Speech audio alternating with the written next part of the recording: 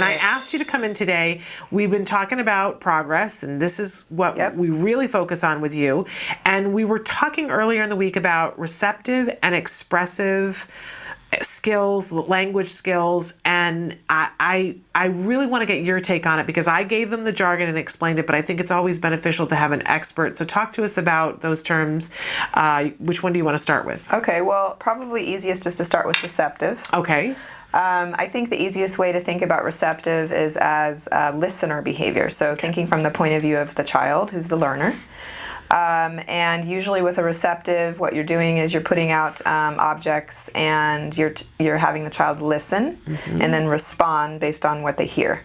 So it could be something like putting 3 objects out and saying, touch the apple.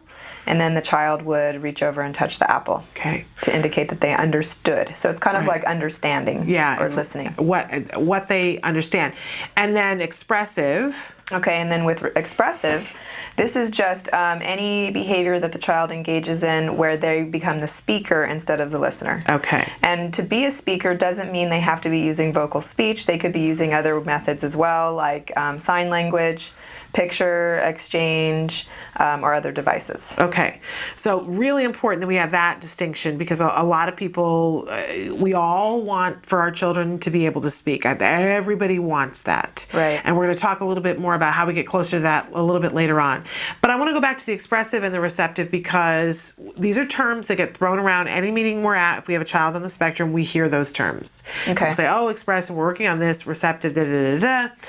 But I think it's hard as a parent, and I certainly didn't understand anywhere near the beginning that your child's abilities in these 2 areas could be vastly different.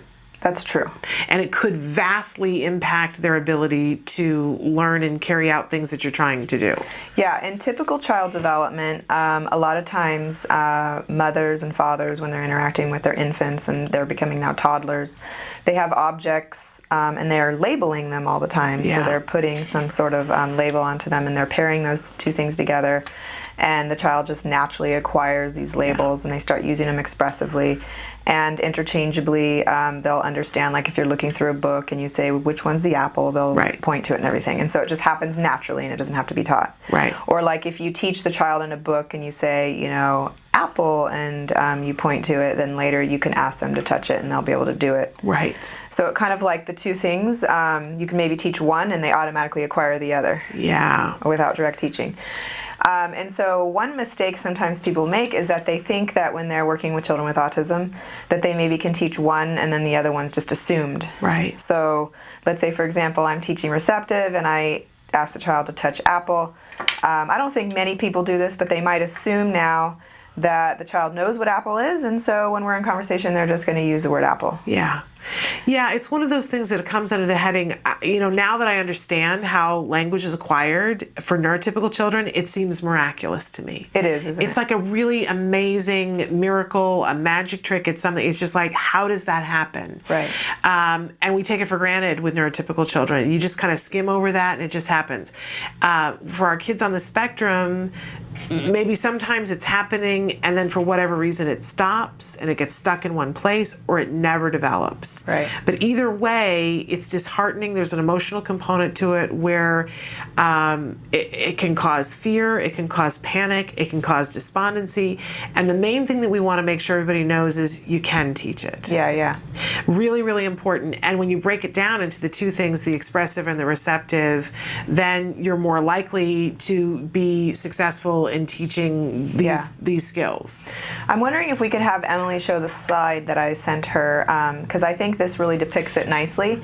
So on the top, we're looking at receptive. So basically, let's say a teacher says, touch apple. So the child hears the word apple, and then they select or they touch an actual apple or a picture of an apple. Okay. Now, the exact opposite of that would be expressive, and we refer to this as a tact, where they see the apple and then now they say the word apple. Right. So what's interesting is that if you think about this, if you could teach one direction, like the receptive direction, and automatically get the opposite direction, that's considered derived symmetry. And children of typical development will do this a lot of times automatically. You can teach either the receptive or the tact, and they derive the other one without direct training. Okay. But children with autism have been found not to do that. Yeah.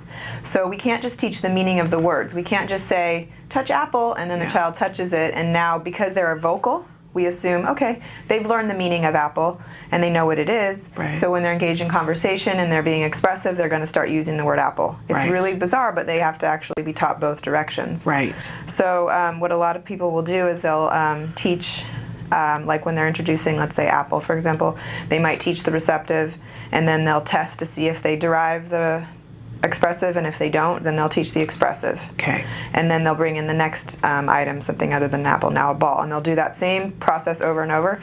What's really cool is that kids start to begin to learn to derive the relation over time after many different targets and examples have been taught. I've seen that with my child. When I think about all the terms that we have not taught to him that he has picked up over time, there was just a period of time when all of a sudden he became a sponge. You guys had taught him how to learn.